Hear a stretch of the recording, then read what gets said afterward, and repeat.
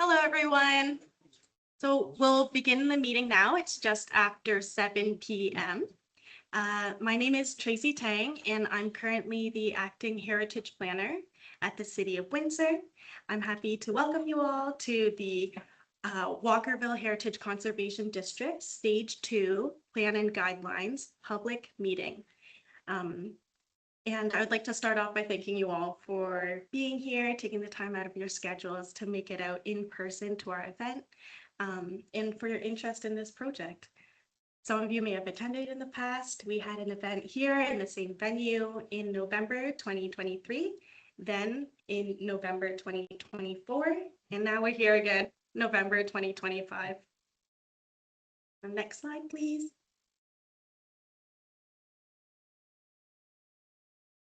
In terms of the agenda for today's meeting, I'll start us off with some introductions and housekeeping notes.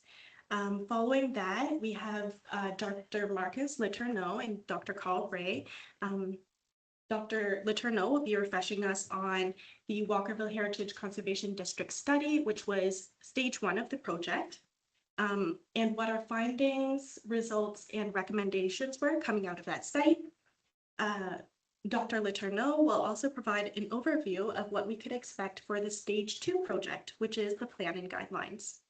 After the presentation, we'll be having a question and answer period where you're welcome to ask any questions or make any comments that you may have.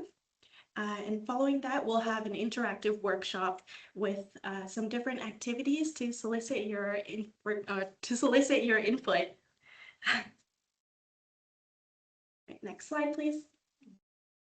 So in terms of some housekeeping items, there are washrooms available at the end of the hallway, so past the grand stairs where you came up, and then down the hall on the right. So it's down the main hall and then to the right. So if you need to use the washroom, feel free to. If you need to leave at any point during the meeting, or if you have any other commitments partway through the night, that's completely okay. You'll be able to find all of today's information, such as the presentation slides, a recording of today's presentation. So this session is being recorded, as well as the information brochure that was handed out at the tables downstairs. They'll be all available on our Let's Talk Windsor project webpage online. So about Let's Talk Windsor, it's publicly available online. If you know anyone who was not able to attend tonight, family members, friends, your neighbors, we would love if you could share the Let's Talk Windsor or your experiences in coming out to this public event. Their input, everyone's input is really important to us and very valuable in creating the plans and guidelines document. So if you could help us get the word out, we'd really love that. Next slide, please. So at this time, I'll introduce to you the project team members that we have present today, and some who may not be present. From the city, I'm the project lead. I'm supported by my colleague, Sophia de Blasi, who is the acting senior urban designer. We have Jason Campugato here today. Jason is the manager of growth planning. Jason. And also our heritage planning team, who's done a lot of incredible work to support us through this whole project. We have Olivia Laforet, Chantal Beckford, Derek Heinbach, and our 2 co-op students from the University of Waterloo, Aaron Jung and Cece Lee, who you saw downstairs. From our heritage consulting side, maybe I'll pass it on to Mark really quickly. Thank you, Tracy. As Tracy mentioned, my name is Mark Letourneau. I'm here from MR Letourneau and Associates. For those of you who've been involved with the process so far, hopefully I'm a familiar face by this point. I'm here with my colleague, Dr. Bray, who will be taking our lead on sort of urban design, landscape architecture. We are working with a firm, NPG Planning Solutions.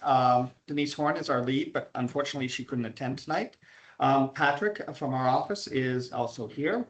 And as our lead architect, we have Mitchell May, who is here as well with us for this evening. Thanks so much, Mark.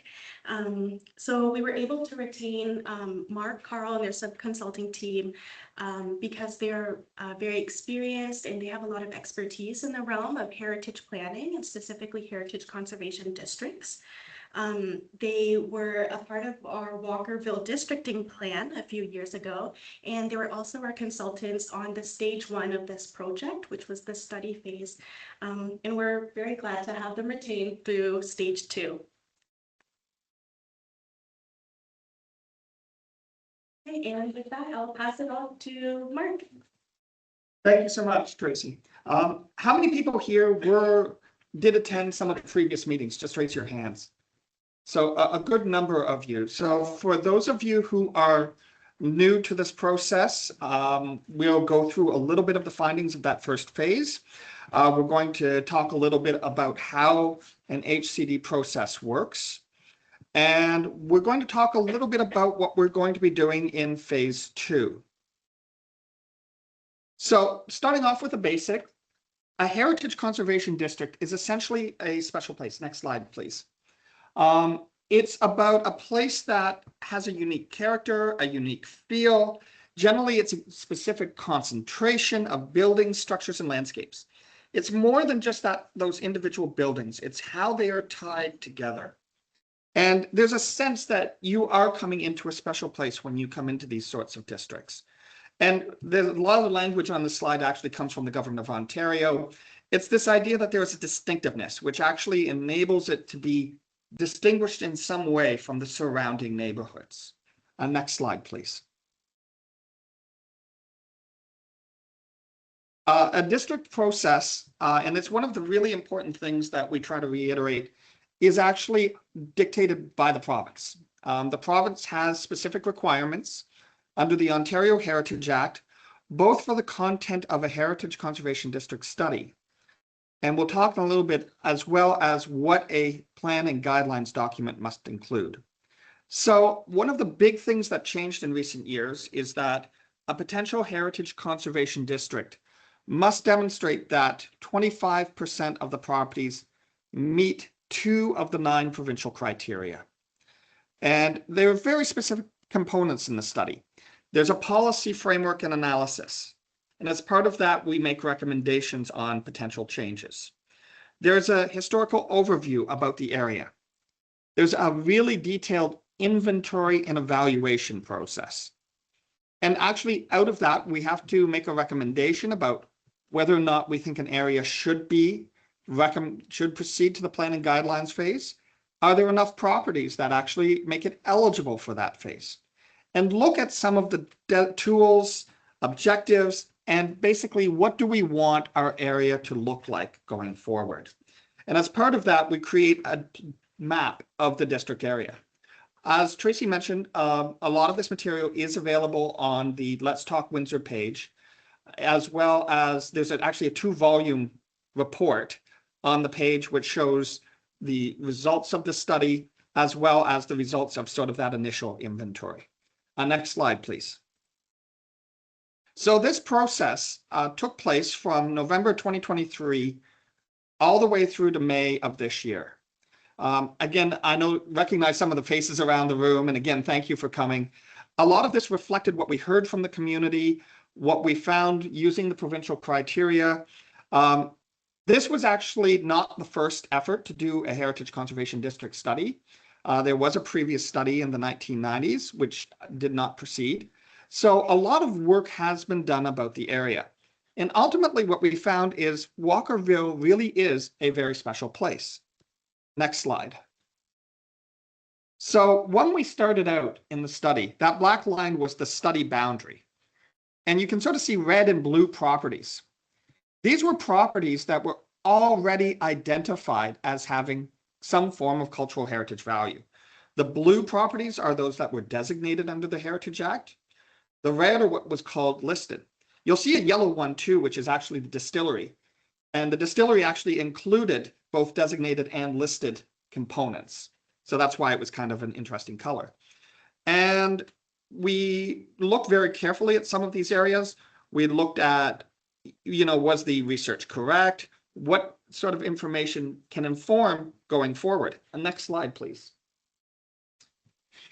So how did we do our evaluation? We did a number of in-person site visits, both as part of our project team, but also the City of Windsor staff. And I think one of the things that was really important coming out of the first process is this was not a consultant-driven project, not a city-driven project, but actually we worked together.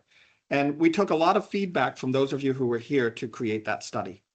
So we looked at fire insurance plans, municipal records, existing data about some of the properties. We actually broke it down into looking at how each part of the community was developed by different registered plans and building records. For those of you who attended the first phase, one of the myths a little bit about Walkerville is it was designed as a complete community. It actually had really strict rules, but was actually developed by a number of different companies. We looked at things like historic pictures, directories, newspapers, and a lot of local historic texts. Next slide, please. We'll come to that. We'll talk a little bit about that in a second. So some of the key themes that came out of that process. We saw really important components of that early industry, and industry as a continuing part of the district. The role of the Walker family and a vision for developing what looked like a complete community. We saw also the independence of Walkerville as a separate community up until 1935 as an important part of the history here. We saw really interesting elements of the Walkerville Land and Building Company, which actually dictated how many of the houses were going to build. And that was tied with a lot of the municipal regulations in terms of specific requirements. So there was actually bylaws that said, you have to build out of these materials. You have to build in this style. And one of the things that we saw really coming out of some of that early research that had been done is there was a lot of really high quality architecture and urban design within this neighborhood. Next slide, please. So we actually spent a lot of time not only talking with community members, but also with staff. And we took away from that a number of key concerns, things around physical environment and infrastructure. Will creating a district result in more costs? What are we going to do about parking? What do we have to do with utilities and infrastructure upgrades? What is going to be the implications for property standards? What are some of the development pressures? And for those of you who follow planning, planning has changed a lot in the last 5 years within the province. How do we create a district that responds to some of these changes? What are the perceptions about heritage? And what are some of the competing political and municipal priorities? How do we ensure that the staff can support some of these changes as well? Next slide. And we also heard a number of points coming out of all of the meetings we did. Things around concerns about process. Are we going to create a process that's too onerous? Why did the study start? And we'll talk a little bit about this, but essentially the study came out of a lot of years of identifying Walkerville as a unique part of the city.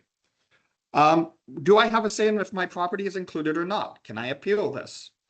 Will this affect my property value? Will I be able to make changes? And will this cause restrictions to things like sustainability and accessibility upgrades? What's going to be basically the big impacts on us? And big questions about how was the boundary determined? And we spend a lot of time in the study going through a number of these issues. For those of you who attended the previous question, I know it became a bit of a meme by the end of it of what are going to be the implications. And my comment typically was, wait for the next phase. So this is the phase where we're going to be talking about what are the implications and what are going to be the rules and requirements. So this map, unfortunately, does not read well on a screen. Essentially, the black line, and you can see it better on the images that are on the maps that are on the back, show the ultimate recommended boundary. Walkerville as a community was actually much larger than the area we are looking at. The Walker farms went all the way down Walker Road to approximately the airport. You actually had tremendous infrastructure that actually supported that. The mash that came from the distillery was used to feed the farm animals. So you actually had a really cool integrated almost corporation between the farm and the distillery. But the village itself ultimately generally focused on the area north of Ottawa. That's sort of when we looked at the maps. There was a little bit of the area that went below Ottawa, sort of on the south. And at the end of our study, we recommended some of the boundaries of the heritage area be expanded to include some of the buffer of the historic Walkerville, but to really focus on the specific core area where most of the identified heritage properties are located. And this map shows it a little bit better. We also recognized as part of the study that there are distinct areas within Walkerville. There isn't necessarily one overall character.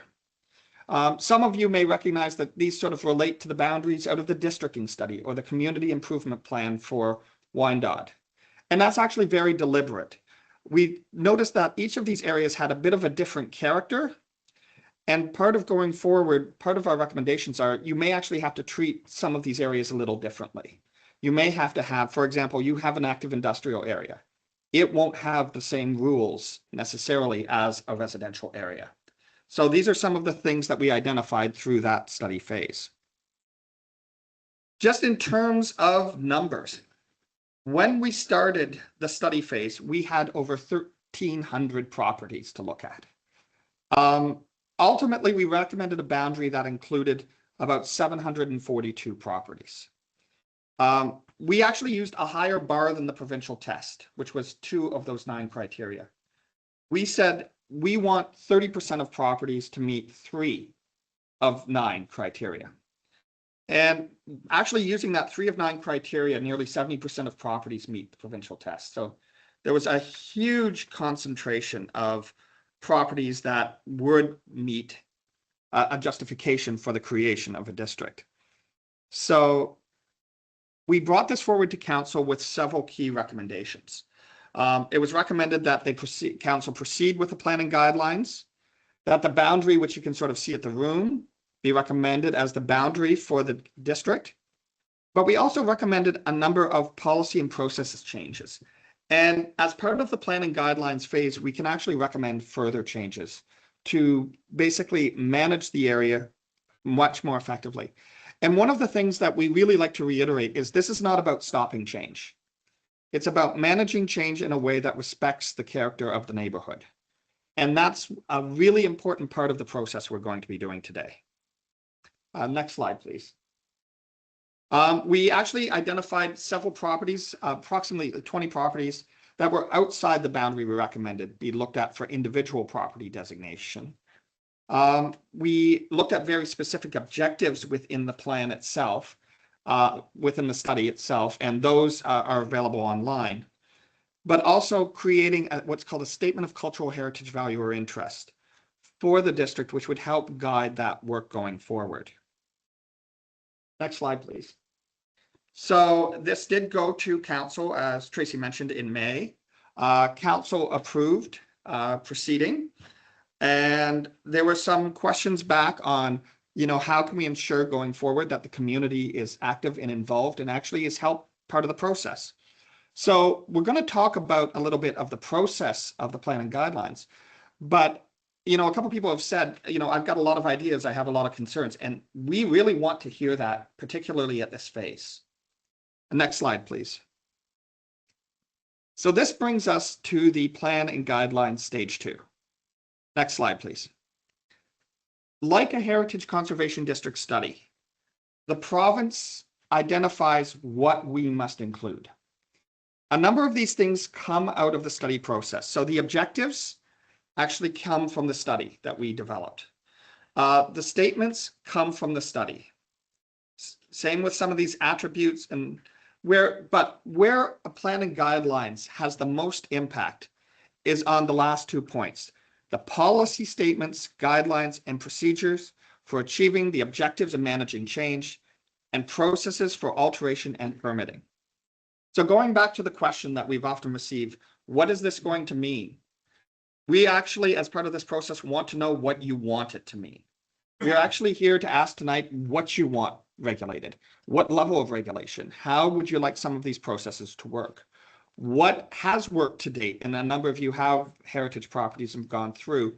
How can we look at things like definitions of things like maintenance, which doesn't require approval? What sort of things should be approved by staff? And what sort of things should be approved by council?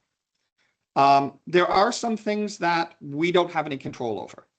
For example, the province has said demolition is something that council has to review. So any proposal for demolition has to go to city council. That's something we don't have any wiggle room. The other thing that's a planning issue that has come forward is the province has said now every property has 3 units as of right. So one of the big questions that we have, and we've identified as something we'd like to hear feedback on, is how do we do that in a heritage area? And that's actually one of the big things that we would like to talk about. So at the end of this process, there are going to be a couple of key deliverables. There's going to be an Heritage Conservation District Plan and Guidelines document. There's going to be both policies, which are things that we have to do, and guidelines, which are things that we should do. And that's a really important distinction that we want to get people's thoughts on. What are things that are a must and what are things are a should? And that's actually some of the boards at the size. We're actually going to ask people to write down what things require a higher level of control or what things we give guidance on.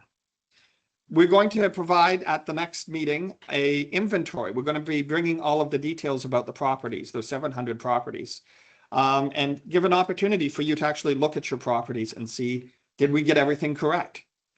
Part of the process will be the creation of a designation bylaw, but also looking at any changes we need to make to planning processes within the city. So where are we at? We are right at step 1. We are right at the very beginning. We do not have any preconceived notions at this point. We have the guidance that the province says we have to follow, but communities play a very important role in outlining what is in this document. And I have worked across the province and across Canada, and several of our colleagues have done. There's tremendous variation. Some plans are really, really strict. Some are not. There's an example in Cambridge where it's just public realm. That's heavily regulated. Fredo Place, I believe, is also just public realm. So within Windsor, we actually have 2 heritage conservation districts right now, Fredo Place and Sandwich. So this isn't new to the city as well. We are going to be working on this process over the next year. This is the first of 5 meetings. We will be holding this meeting to get some feedback, some ideas. We're going to go away. We're going to come forward next March or April. Our initial plan was to do it January, February, and realized that probably wouldn't be a good idea to do that in the middle of winter. And then we will be bringing back revisions to that document within sort of May, June.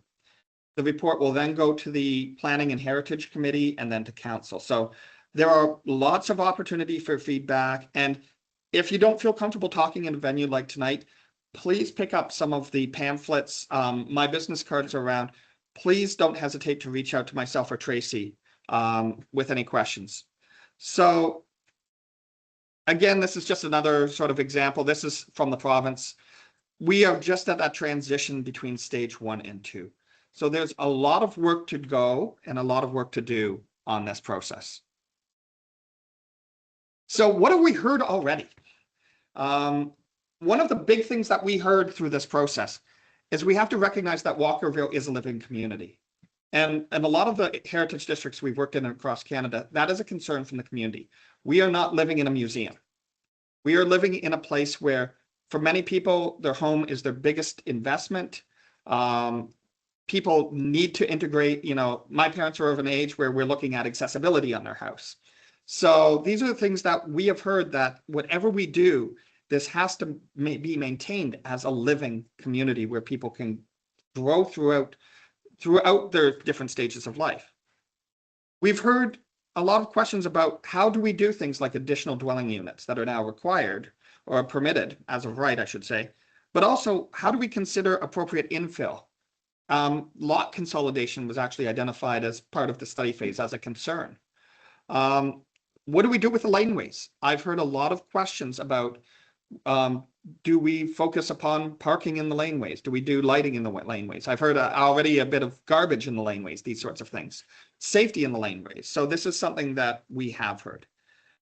Other things that are kind of surprising some people have heard is climate change adaptation, disaster risk management. My family's from Windsor, and my dad remembers the 47 tornado that came through just up on Walker Road.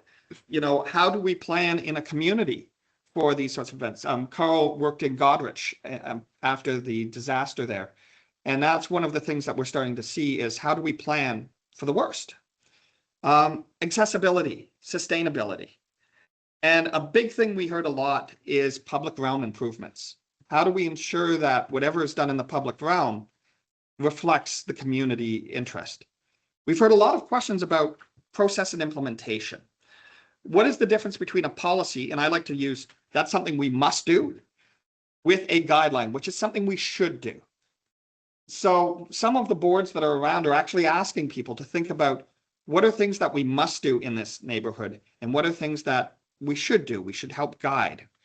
What are some of the policies and guidelines that should apply to the entire area? One of the things that we've often put in districts is that demolition, rules about demolition that apply across a district. What are some of the specific policies and guidelines that should apply to some of these sub areas? What things do you want to see delegated to staff as a staff approval? What things should be maintenance? A lot of communities are spending time like painting. Should painting be something that doesn't require approval? That's just a maintenance thing. Or should some painting have some sort of review? So some of the communities we've worked in, the policy is no neon. And believe me, we've needed those policies in certain places. What's that level of regulation and what are some of the cost implications of that level of regulation? Mitchell and I recently did a project in Dawson City in the Yukon. And we were working with an existing plan that said all windows have to be replaced by wood windows. Sitting with the community, they're like, we have to get our windows from Whitehorse, which is an 8.5-hour drive.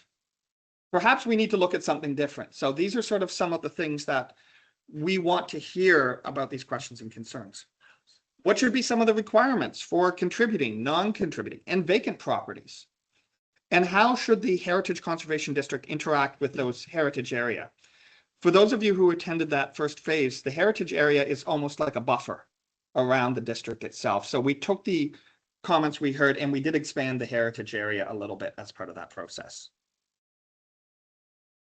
At this point, we'll open it up. Tracy is here with me. We are going to do a workshop component, but we wanted to take a little bit of time. And if there's any questions at this point, we have a second mic. Yeah. Okay, we have a first question over here.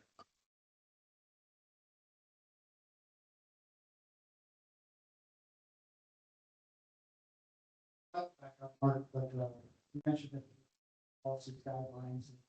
Step before was definition of the character of Walkerville. Is it possible if you could just give us your points of what you feel it is, or is that too broad? And it's probably that's probably going to be a bigger conversation. I think though that map at the back that has the 4 character areas is really the best. So you have that sort of industrial area where you actually have some larger buildings there. You have the former storage areas, some of which have undergone adaptive reuse. You have the industrial component. Some of you may be aware there's a proposal to connect Amtrak to Chicago. So we're expecting that there may be some pressure in terms of redevelopment around the train station itself. Along the commercial district, you have a particular scale. You have that sort of commercial first floor, sometimes residential second floor. And really what we saw, the difference between the 2 residential areas is the area sort of to the estate here. A lot of those were the earlier houses that were built. There were some very specific guidelines. You actually have a lot of the architect designed homes in that initial area. So you have a similar character sort of south of Richmond, but it's often smaller houses and a greater variety of houses. So one of the things we struggled with is there's not in often cases like a pure type, like it's not, I mean, you go down Monmouth, you really get a sense of these are the industrial residences that were built there. But in a variety of the other homes, you have just a variety of different styles, a variety of different architects. But one of the neat things is that they were also very well built. And that was one of the things that we saw as the character in a lot of the homes. So one of the things that we saw, yes, there was often very generous setbacks. The laneways, we actually saw that the laneway structure was really important throughout the district. And that was something that in some of the districts we've worked in, you don't have that. And that was sort of an interesting component of how do we manage something. Typically with a district, you only manage what you see from the street. But with a laneway, you have almost a full view of a property. So that's one of the things that we're going to have to struggle with a little bit through this process. Oh, there's a question at the back.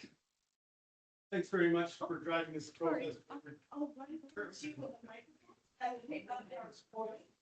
Yes, Tracy didn't mention, but one of the reasons we need people to speak in the microphone, we're actually taking notes. So we're building these into the questions. Yeah. Marcus and Tracy and teams, thank you for driving this process forward. It's great to see it come to the point where I suppose the rubber meets the road. And I would just say, let's just, from the start, let's be bold. We've come this far.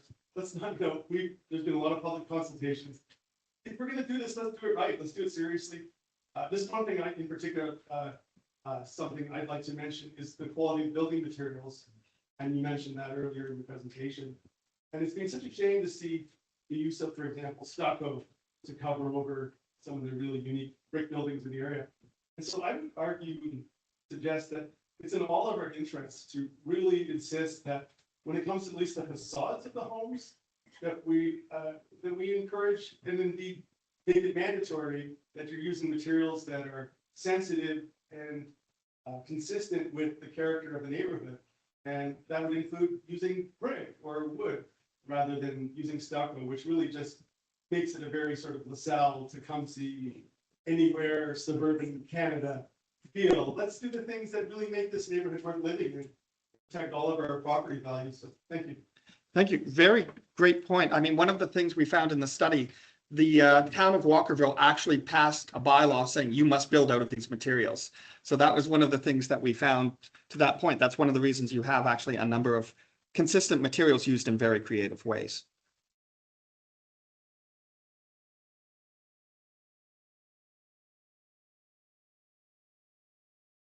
Thank you. Mike, just to add to the last point, I don't know if there's an opportunity, but we always think about the heritage characteristics as the aesthetic, like the facade, the materials used, and that sort of thing, but also the urban form of the buildings is really important here in Walkerville. And I'm wondering if there's an opportunity to have some sort of standards around when a new development occurs on an infill lot or a new project along an abandoned lot.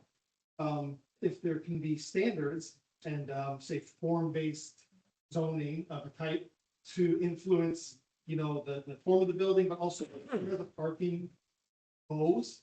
So it's not, in the front yard, something like that. So that would, I like the comments from before, but I think I agree, let's go bold and let's do it right. So thank you so much for that. I mean, this is one of these things that we've seen in other districts where we start to have that conversation about form, where things are located. I did a project a number of years ago, actually North Dumfries Township up by Cambridge, and that was actually the issue with the district, is they said, we want new, but we want to build closer to the road so we can have parking in behind. So those are sort of some of the things that we can do. And again, with these ideas, we'll talk about this in the workshop. Write it down, make sure that we have that record. So just to add on to the gentleman who previously spoke, your opinions, your ideas of what is the character of Walkerville, the facades, the exteriors, what you see from the street, whether it's landscaping or the mature trees, the setbacks, the front porches, these things are very important to us, and it will help us inform the plan and guidelines. So if you have an idea or a visualization in your heads of what Walkerville character is and what you would like to see preserved and applied to infill developments or new constructions, please let us know, and feel free to provide comments and stickies during our activity portion. I think to build on what Tracy's saying, if there's things you don't want to see, let us know that as well. So.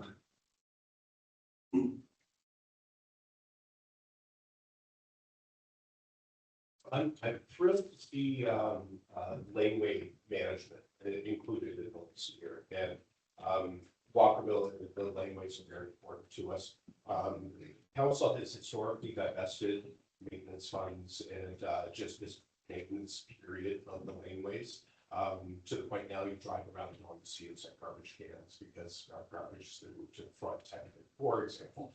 I'm just wondering if you could expand on what you're talking about when it comes to laneway management and whether or not it could positively influence the city into maybe focusing a little bit more attention to the maintenance and maybe move our garbage back into the lane. That type of thing. I think to your question, and it's a great question. We don't have a full vision of what we want to see in the laneways yet, because we've just heard that laneways are an issue. We've heard things about, we'd like to see more of the utilities go down the laneways so that it's pulled off the street. We've heard we'd like to see laneways as potential locations for ADUs, which means there might need to be some upgrades. We are open at this point to hear what you'd like to see done with the laneways. And I think that's, again, we didn't want to come in today with a preconceived notion of what should happen here, but we did want to note that that is something that we have heard to this point.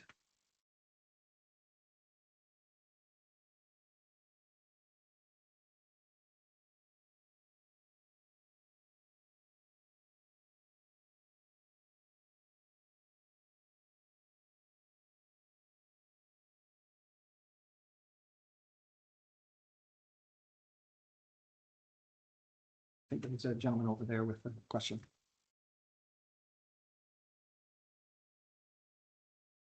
Interested in the public realm that may be possible if we're undertaking a collective heritage district. I'm interested in how that might facilitate retrofit streetlights, for example, that might be more conducive to the historical character of the neighborhood, or retrofit of some of the street paving surfaces that might introduce a pseudo cobblestone that would replicate some of the original. It seems to me that there ought to be some vehicle for addressing those matters as part of it. So actually, we had a conversation with the engineering department. We had a very similar question come from them as well. So some of the questions about, what sort of lighting would we like to see going forward? Sort of public furniture, things about the roadway. And one of the challenges we're working with engineering on the roadway is there's a provincial standard, but how do we have creative opportunities? So we have some experience from other districts where they've done some of this. So that's part of the conversation going forward. So if they're actually one of the tables we have for the workshop session is public realm.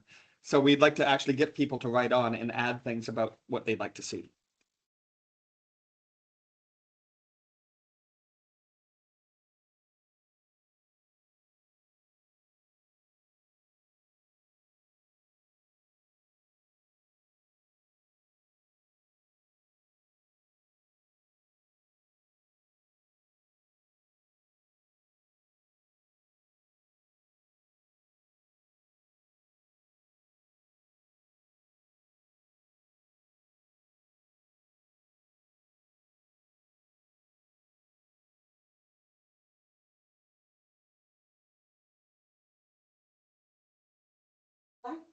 Metal material is what we're trying to go for. So if you have any comments or suggestions about the street, public realm, street furnishing, those type of things, please let us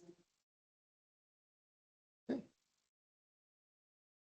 Just along the same lines, with the troubles of Canada Post right now, we're going to have centralized mailbox locations, and how would that be handled in the heritage district? That is a great question. That is something that we've seen in other districts and we run into. That is something we hadn't heard at that point until we prepared this, and it's like, oh yeah, Canada Post is possibly going to be coming forward. Some of the areas that we've worked in other communities, you have some actually really creative little buildings that are actually done for Canada Post. So there are some opportunities, and that's something that we can integrate into our work going forward. Other questions? Oh.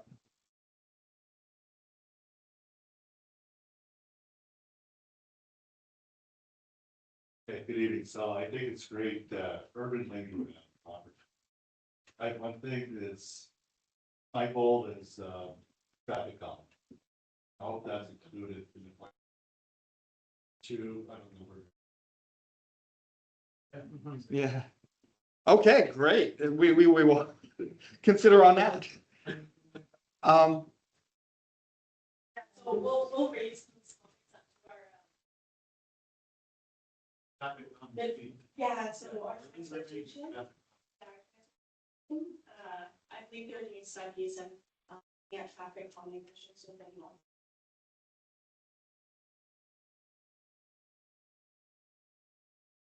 Sure. The law is about the parking, but there shouldn't be one street ever. Parking is allowed on both sides. We had a very bad fire on the street.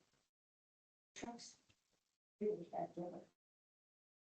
There's just no room on those whole streets where you've got cars parked on those. And it should be stopped. It should be. It's just that.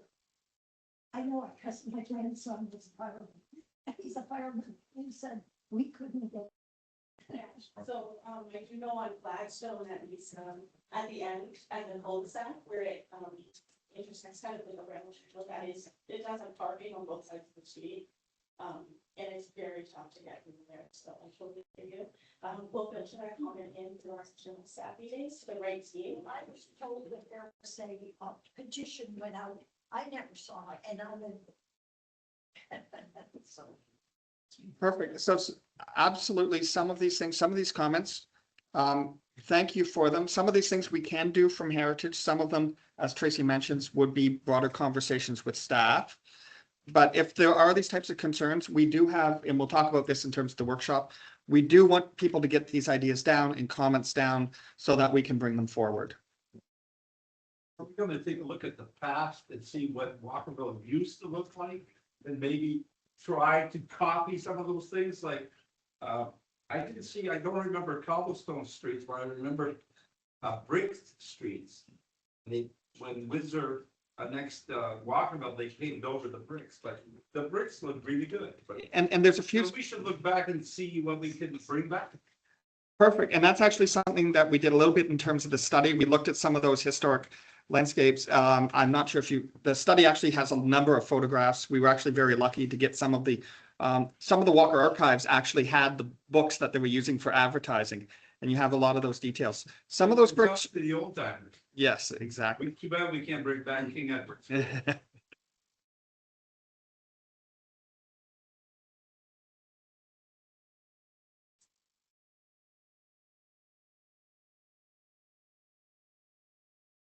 So I guess my concern would be, the last thing I want to see is unintended having guidelines that are so rigid.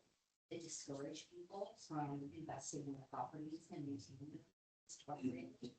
I'm just wondering how other communities have balanced the financial, budgets of people trying to complete projects in the home, especially when we have situations like tariffs and whatnot that are outside of our control when it comes to building materials, and the needs of the community. So I'm just wondering about flexibility. Each homeowner individually to remain both sensitive to their budgets and sensitive to me. Absolutely. And that's actually one of the concerns where we have this idea of the living community. We've actually done this in a couple of districts where the concern is actually very bluntly gentrification. Like the people who live there will be pushed out of the community. We did this actually in some of our work in Greenfield Village where we actually had more guidelines for architectural interventions. We had more policies for public realm. So we looked at, okay, what sort of things do we want to see? If people have, existing vinyl windows, we won't require you to put those to wood.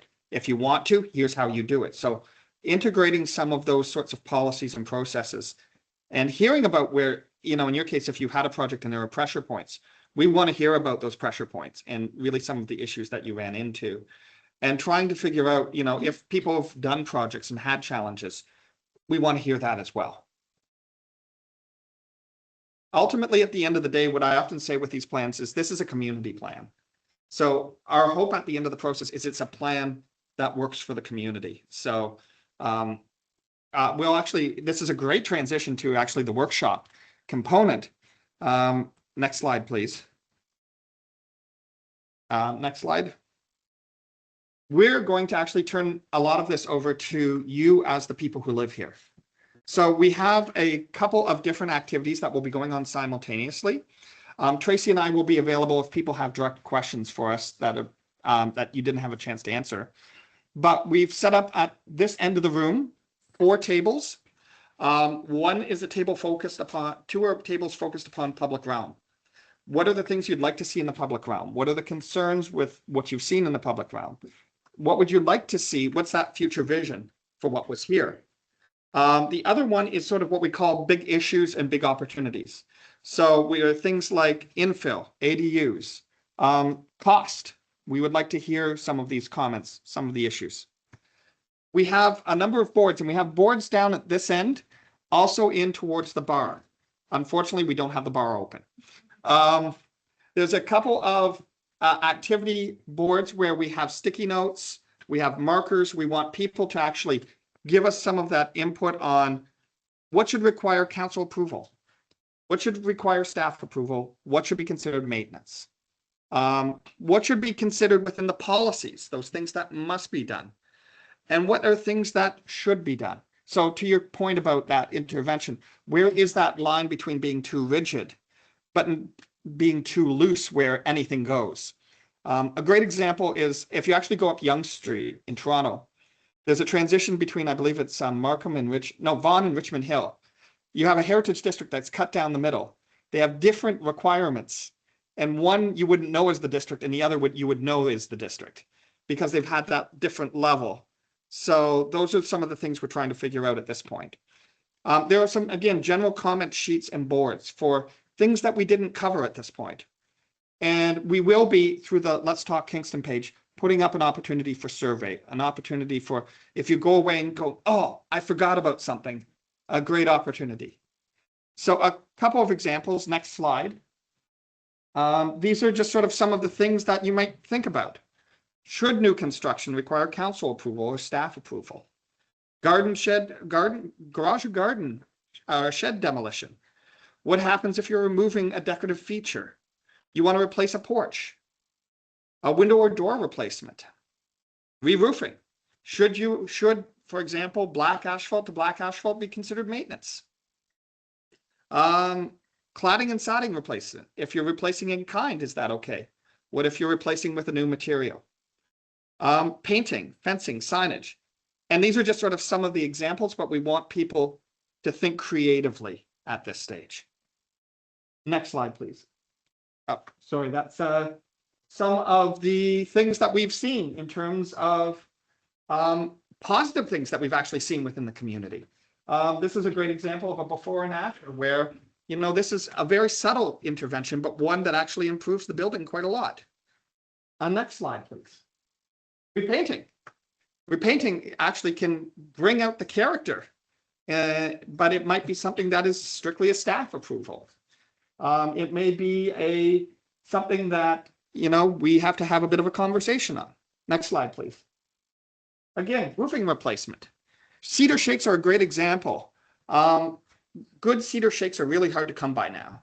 And there's actually a lot of conversation are they environmentally sustainable? A lot of the cedar are not as good and they will not last the same amount of time. So there's a lot of conversation of, do we shift to something different? Is that okay? Next slide, please.